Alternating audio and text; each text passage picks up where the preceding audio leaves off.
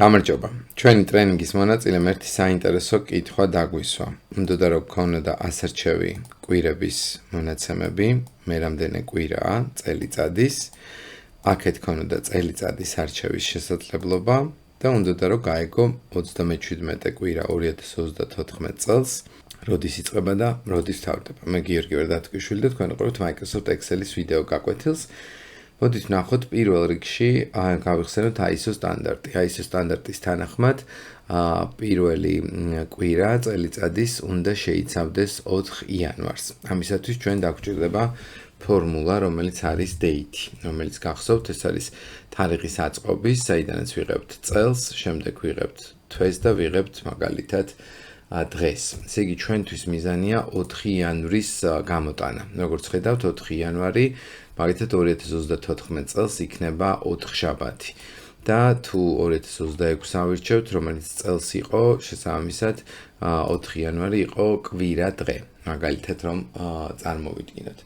რაც შეეხება კვირების რაოდენობას, ანუ იდეაში შესაძლებელია რომ ასეთი რაღაც დავწეროთ, ხომ? თუ 37 კვირაა და საუბარი არის რომ 27 კვირა შედგება 7 დღისაგან, 37 კვირის დღეების ჩათვლით ჯამში რამდენი დღეც არის. თუმცა ჩვენ ხო გვინდა დასაწყისი, ამიტომ გამოდის რომ უნდა გამოვაკლოთ 1 და ასე გამოვთვალოთ. ცხადია, აქ უნდა ჩავსვათ ფრჩხილები, რომ მოქმედებები შესრულდეს მათემატიკური ოპერატორების მიმდევრობით და შესაბამისად გამოვთვალეთ, რომ თურმე 37 კვირა დაიწყება 252 დღის შემდეგ.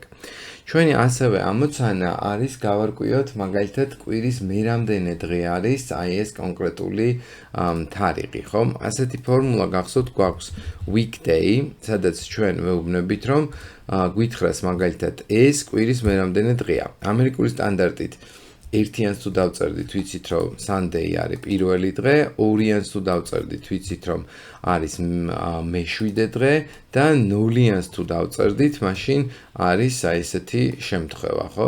რომელიც ანუ გვიერორებს.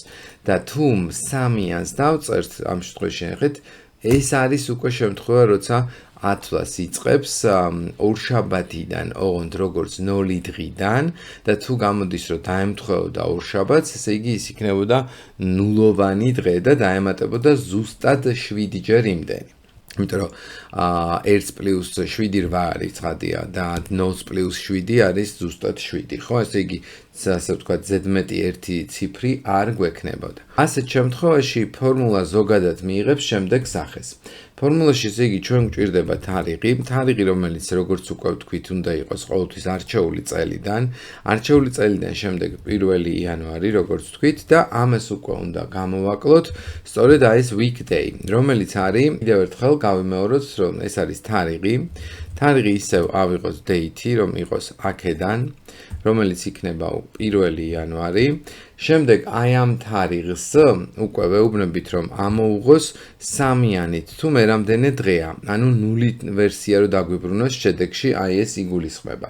და საბოლოო ჯამში უნდა დავუმატოთ აი ამ გამოთვლას, ანუ თარიღს, პირველ თარიღს რეალურად უნდა გამოვაკლოთ ეს თარიღი, ანუ რომელიც არის საწყისიდან მომდევნო დღეები. გამოვაკლოთ კი არ დავუმატოთ პლუსი.